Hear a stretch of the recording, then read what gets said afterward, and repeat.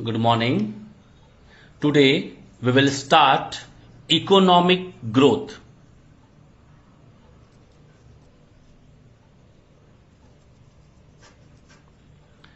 What is economic growth? It means an increase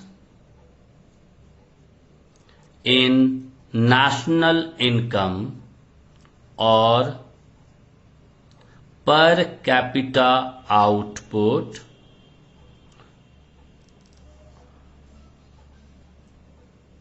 or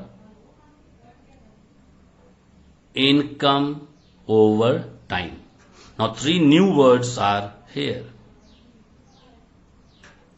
national income, per capita output, or income over time. We will discuss all these three. Let me complete first the economic growth. Second point,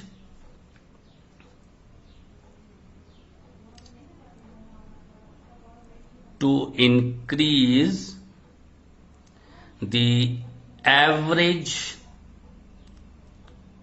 availability of goods and services to bring, very important, an improvement in the standard of living of the average citizens of the country. Now, first question, who all are average citizen? We are in the category of average citizen because we are not earning in crores and crores and we are not begging also. We are in the middle. So it is known as average citizen of the country. Now, it is the government duty that economic growth, it increase the average availability of goods and services. They should provide goods and services to the average citizen of the country to bring an improvement in the standard of living.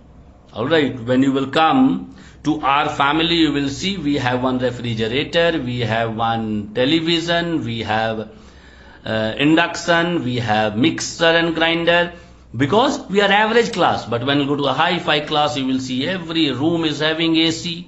Now these are, and when you will go to downtrodden people, you will see they don't have even fan also. So we are average citizen to provide all the goods and services to bring an improvement in the standard of living is economic growth. Third one, if population growth,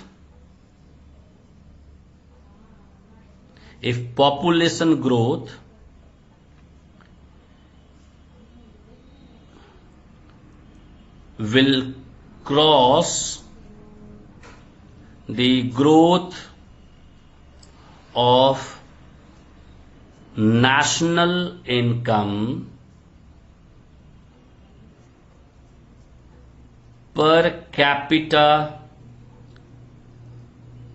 income would fall, which will lead to fall in the average standard of living. Understand properly. If the population growth will cross the growth of NI, national income, and per capita income would fall. Suppose per capita means per head income. If the income of mine will fall, what will happen? My standard will also go down. So what government should do, if the population growth will cross the growth of national income, if national income is crossing the growth of the population and the per capita income would go down. Why? Population is too much. Take example, 100 people are there and I'll have to distribute 1000 rupees. How much I'll give? 10 rupee each. Clear. Now, if the population crossed 1000 rupee only is there, but 1,100 people are there. Whether they will get 10 rupee? No. So what will happen? The standard of living will go down. So this is the difference. Clear? Next one. More growth in national income doesn't mean economic growth. Very important, keep note. More growth in national income. Suppose the growth increased from 5,000 crore to 10,000 crore. It doesn't mean the economic growth has taken place. Why? Your per capita income should increase, not the growth in the national income. Clear? Next point. Rise in per capita income means increase in the average standard of the people. Clear?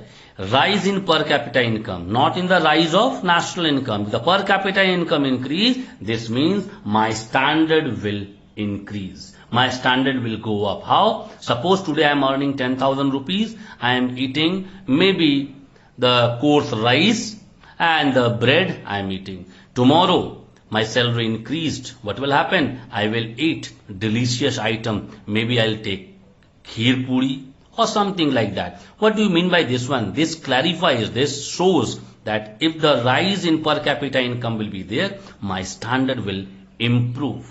Clear? One very important thing, let me tell you. Suppose there is a growth of 10% in the per capita income. Clear? 10% growth is there in the per capita income.